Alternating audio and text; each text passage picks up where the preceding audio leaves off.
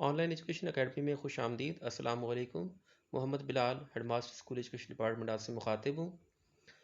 आज की इस वीडियो में हम ग्रीक सिस्टम ऑफ एजुकेशन की बात करेंगे और ग्रीक सिस्टम ऑफ एजुकेशन जो कंप्राइज करता है उसमें एथेनियन सिस्टम ऑफ एजुकेशन है, स्पार्टन सिस्टम ऑफ एजुकेशन है और फिर तीन हिस्टोरिकल एजुकेशनल फिगर्स हैं ग्रीस के, सोक्रेटिस, प्लेटो, एरिस्टोटल।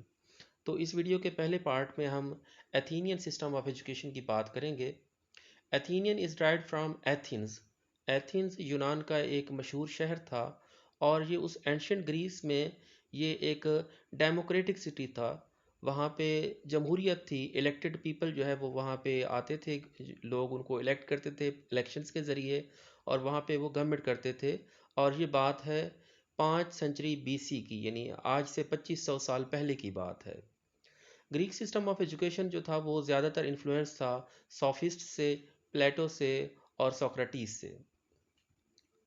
यहाँ पे ग्रीस में जो एजुकेशन सिस्टम था वो दोनों किस्म का था, फॉर्मल भी था और इनफॉर्मल भी।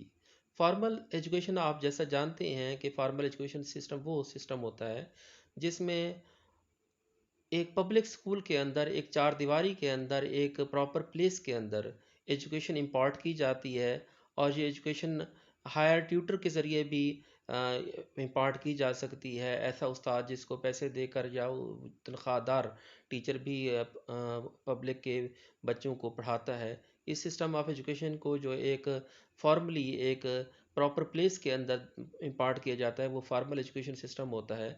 तो एंशंट ग्रीस में भी ये फार्मल एजुकेशन सिस्टम था।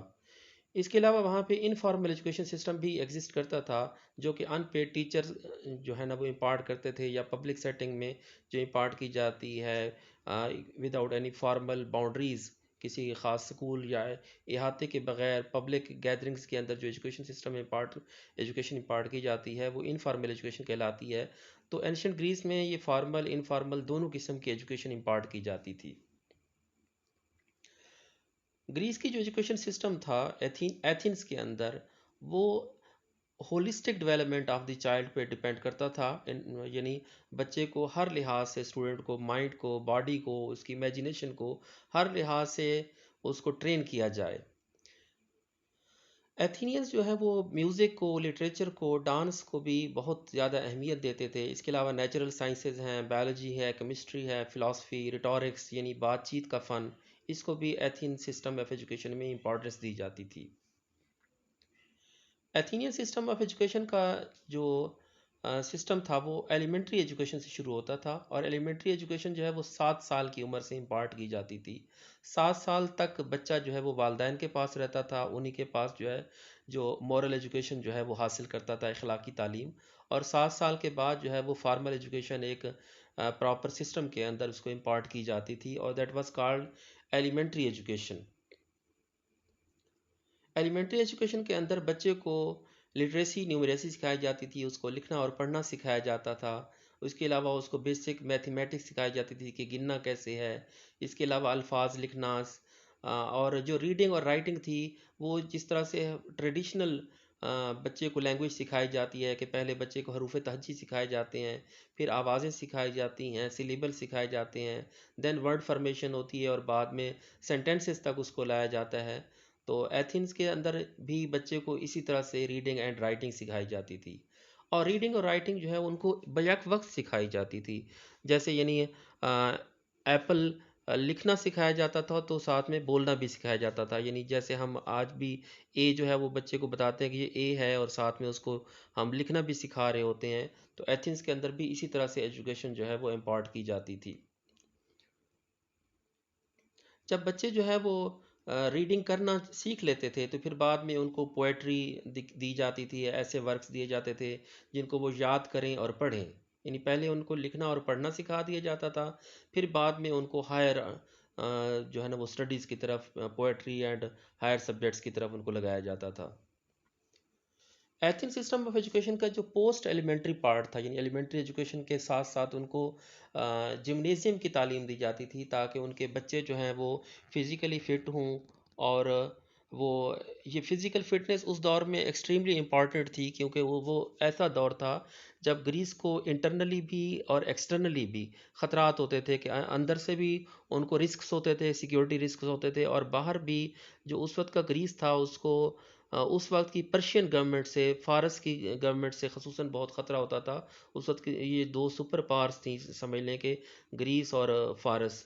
तो फ़ारस से, पर्शिया से इनको बहुत ख़तरा होता था। ये इसलिए वो उस वक्त फ़िज़िकल फ़िटनेस को बहुत ज़्यादा अहमियत देते थे। और जब हम स्पार्टन एजुकेशन सिस्टम की बात करेंगे तो स्पार्टन एजुकेशन तो रिलाय ही जो है ना वो फ़िज़िकल फ़िटनेस के ऊपर ही करता है। वहाँ पे उनको बच्चों को जो जिम्नेज़ियम के अंदर एजुकेशन दी जाती थी, पोस्ट एलिमेंट्री पार्ट में उनको जंग के लिए सिखाया जाता था कि कैसे जंग लड़नी है, अच्छी सेहत कैसे वो बरकरार रख सकते हैं, इवन अगर ओल्ड एज में भी पहुँच जाएँ तो कैसे उनकी सेहत बेहतर रह सकती है। और ये पोस्ट एलिमेंट्री एजुकेशन का पार्ट होता था कि जब बेसिक एलिमेंट्री एजुकेशन हासिल कर लेते थे तो बाद में उनको पोस्ट एलिमेंट्री एजुकेशन में ज़्यादा जो फोकस किया जाता था, रीडिंग राइटिंग और बेसिक अरिथमेटिक सिखाने के बाद वो फिज़िकल एजुकेशन के ऊपर किया जाता था, और that was called gymnasium. Elementary education जो बच्चे की होती थी वो 7 से 14 साल तक रहती थी। 7 से 14 साल तक एलिमेंट्री एजुकेशन थी। 14 साल के बाद 14 से 18 साल तक जो है वो सेकेंडरी एजुकेशन बच्चे को इम्पार्ट की जाती थी एथेंस के अंदर। और ये सेकेंडरी एजुकेशन अमूमन जो ऐसे लोग ही इम्पार्ट कर पाते थे जो रिच फैमिलीज होते थे, जो अफोर्ड कर सकते थे। क्योंकि उस वक्त ग्रीस की एजुकेशन सिस्टम में जो है ना वो एजुकेशन जो थी वो फ्री नहीं थी। सॉफिस्ट्स होते थे जो एजुकेशन इम्पार्ट करते थे और वो पैसे लेकर पढ़ाते थे, वो हायर टीचर होते थे। सेकेंडरी एजुकेशन के अंदर नेचुरल साइंसेस, रिटॉरिक्स, जैसे आपको पहले बात कर चुके कि बोलने और लिखने का फ़न, यानी डिबेटिंग का फ़न, तकारीर का फ़न उनको सिखाया जाता था। इसके अलावा ज्योमेट्री है, एस्ट्रोनॉमी है, मेट्रोलॉजी, ये सब्जेक्ट्स इस तरह से उनको सिखाए जाते थे।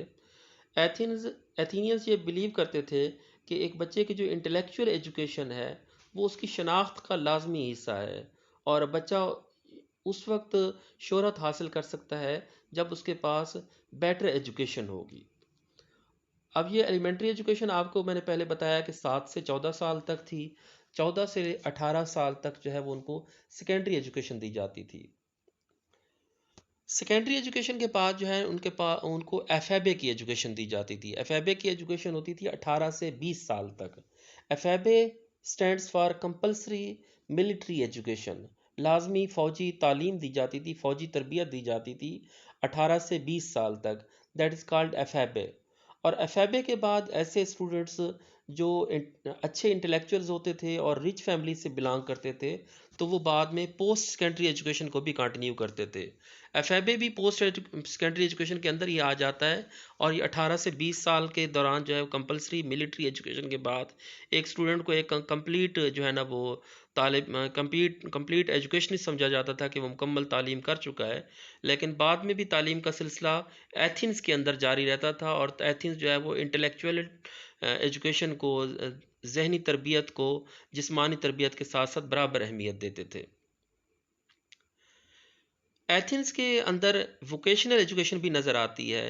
ऐसे बच्चे जो प्रॉपर फॉर्मल एजुकेशन हासिल नहीं कर सकते थे, एलिमेंट्री और सेकेंडरी एजुकेशन प्रॉपर वे में हासिल नहीं कर सकते थे, तो उनको भी सोसाइटी का यूज़फुल मेंबर बनाने के लिए वोकेशनल या टेक्निकल एजुकेशन, जिस तरह से हम आज की मॉडर्न टर्म में कह सकते हैं, वो दी जाती थी। और ये अमूमन ऐसे लोग जो फॉर्मल एजुकेशन को, एलिमेंट्री एंड सेकेंडरी एजुकेशन को अफोर्ड नहीं कर सकते थे, जो गरीब वालदैन के बच्चे होते थे, उनको इनक्रेज किया जाता था कि वो ट्रेडिंग एंड स्किल्स, ऐसी स्किल्स जो मुआशरे में क्राफ्ट्समैन करते हैं, दस्तकारियाँ हैं, इस तरह की स्किल्स उनको सिखाई जाती थी, and that is called vocational education.